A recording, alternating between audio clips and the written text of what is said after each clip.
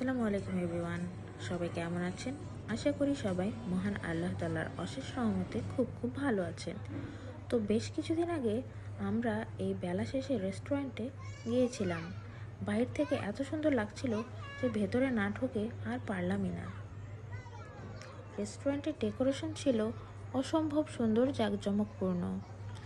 এর মধ্যে গ্রামীণ কিছু ভাইব আছে, কিছু অ্যাস্থেটিক অ্যান্ড মডার্ন লুকও ছিল।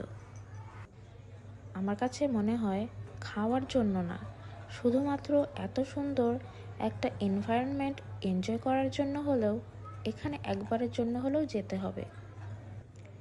কারণ তাদের খাবার মান এবং টেস্ট ভালোই ছিল, কিন্তু তাদের কোয়ান্টিটি খুবই কম ছিল। আমার মনে হয় প্রাইস একটু বেশি হয়ে যায়। তো যাই হোক, খাওয়া শেষে এরকম জ্যোৎস্নার আলো উপভোগ করতে কে না ভালোবাসে। তো তারপর কিছুক্ষণ বসে আমরা চলে আসছিলাম বাসার পথে, কিন্তু পথের মধ্যে এরকম একটা সুন্দর চায়ের স্টল চোখে পড়লে কার না যেতে মন চাইবে বলেন? এত সুন্দর একটা টি স্টলে বসে যদি চা না খাওয়া হয় তাহলে কি জমে বলুন? তো তাই বসে পড়লাম এখানে চা খাওয়ার জন্য। কিন্তু এখানেও খাবার নিয়ে একটু হতাশই হলাম, কারণ চায়ের টেস্ট আমার ভালো লাগেনি।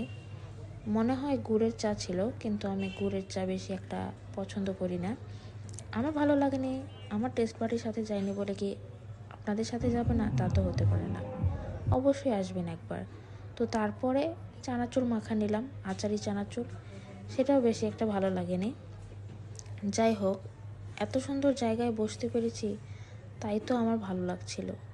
তো সব কিছু শেষে আমরা বাড়ির উদ্দেশ্যে রওনা দিলাম। তো এই তো, আল্লাহ হাফেজ, সবাই ভালো থাকবেন।